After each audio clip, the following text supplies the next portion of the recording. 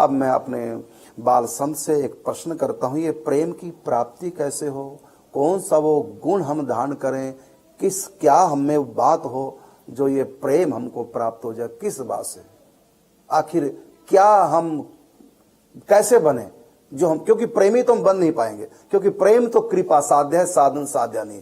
लेकिन फिर भी हम इस प्रेम की प्राप्ति के लिए क्या करें, कौन सा साधन अपनाएं, क्या करें प्रेम के लिए, किस गुण को धारण करें, किस बात को अपने अंदर लाएं जो प्रभु हमारे ऊपर कृपा कर दे, रीझ जाएं और हमको अपने प्रेमियों में रख लें, हमारे भीतर प्रेम प्रकट कर दे अपने प्रति, सखी भाव से या सखा भाव से। तो कौन सा गुण धारण करें या क्या हम क्रिया करें, क्या करें, कैसे बने उनके प्रेम, ये आपसे प्रश्न है।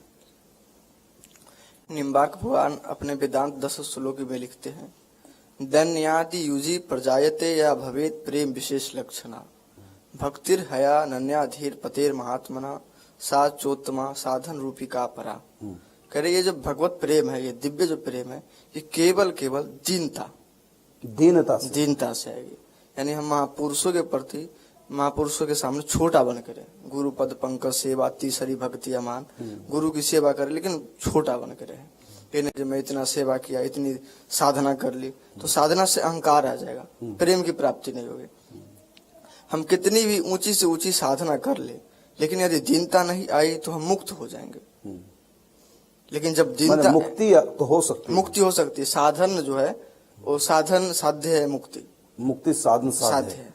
मतलब बिना दीनता के यदि हम साधन संपन्न रहे, सद्गुणों को धारण कर लें तो मुक्ति तो हो जाएगी, जन्म मन से छुटकारा तो हो जाएगा, लेकिन प्रेम, भगवान का प्रेम प्राप्त नहीं होगी।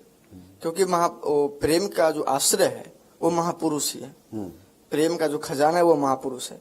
प्रेम के बारे में कहा गया है, जब प्रेम को ठाकुर श्री जी भी नहीं दे सकते, वो सखियां या वो संत दे सकते हैं, जो सखी भाव संपन्न संत है, जो भाव संपन्न, वही प्रेम को दे सकते हैं।